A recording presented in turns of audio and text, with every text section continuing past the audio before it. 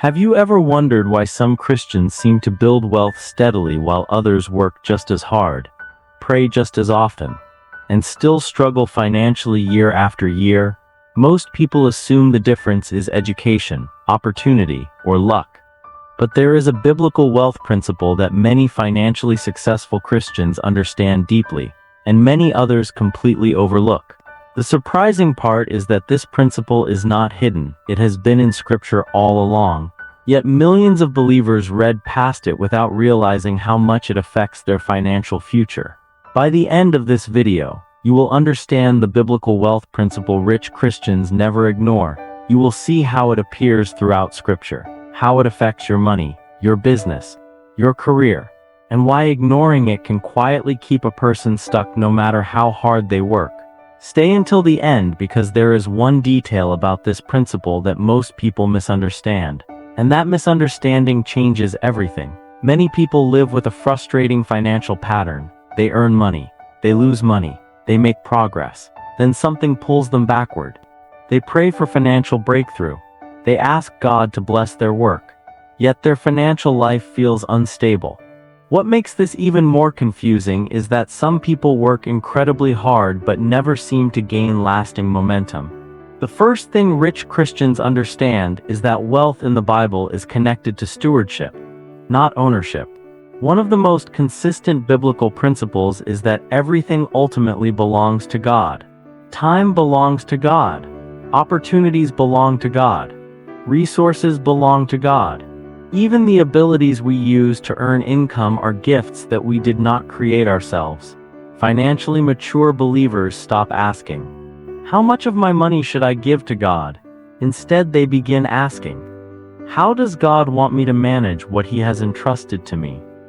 This shift changes behavior immediately. A person who sees money as a trust becomes more intentional. They spend differently, they invest differently, they avoid waste. They think long-term. They understand that stewardship is not just about generosity.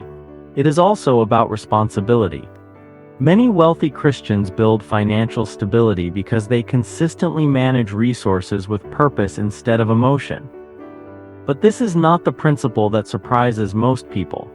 There is another detail that many overlook. The second principle is faithfulness before increase.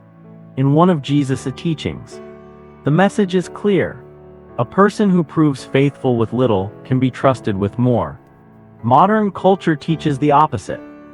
Many people believe they would become responsible after receiving more money. Scripture often reverses that idea. Responsibility comes first. Increase comes later. Think about how this works in everyday life.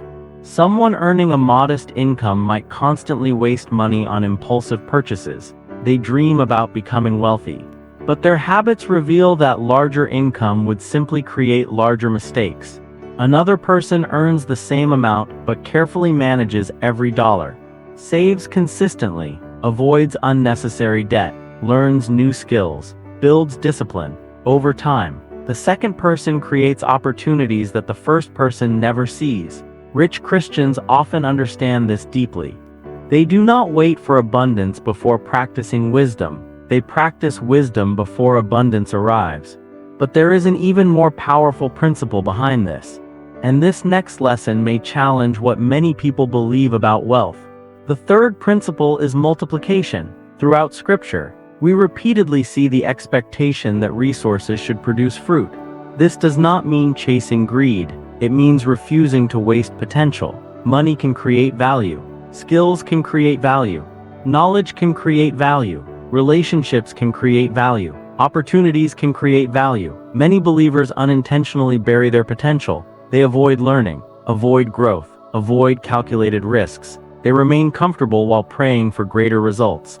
Yet biblical stewardship often involves multiplying what has been entrusted to us. Imagine two business owners. Both start with similar resources. One continually learns, improves systems, serves customers better, develops leadership skills. The other remains stagnant. Years later, their outcomes look completely different. The difference is not merely talent. It is the willingness to multiply what was already available. This principle applies whether someone owns a company, works a job, freelances, or manages a household budget. Growth often follows intentional multiplication. But there is still one principle that separates lasting wealth from temporary success, and many people completely miss it. The fourth principle is generosity. This surprises people because generosity appears to reduce wealth. Yet Scripture consistently presents generosity as part of healthy financial living. The reason is simple. Generosity protects the heart from becoming enslaved to money. Money is a useful tool, but it is a terrible master. A person obsessed with accumulation eventually begins making decisions driven by fear. Fear of losing, fear of giving, fear of not having enough. Generosity breaks that cycle. It reminds believers that security does not come from a bank account alone. Many financially successful Christians develop a habit of giving long before they become wealthy. They understand that generosity is not merely an action, it is a mindset. It trains the heart to value people more than possessions. Ironically, this mindset often creates stronger relationships, better reputations, greater trust, and opportunities that money alone cannot buy. But there is one final piece that connects all these principles together, and without it, everything else can fall apart. The fifth principle is patience. Modern culture celebrates overnight success. Scripture repeatedly points toward seasons. Seeds are planted before harvests arrive. Effort often comes before visible results. Wealth built on biblical principles is usually slower than people want, but it is often stronger than people expect. Many believers quit too early. They save for a few months, then stop. They start a business, then abandon it when results take time. They begin learning new skills, then lose motivation before growth appears. Yet nearly every meaningful financial achievement requires patience. Rich Christians often understand something that others ignore. Consistency compounds. Small wise decisions repeated over years create outcomes that appear extraordinary to outside observers.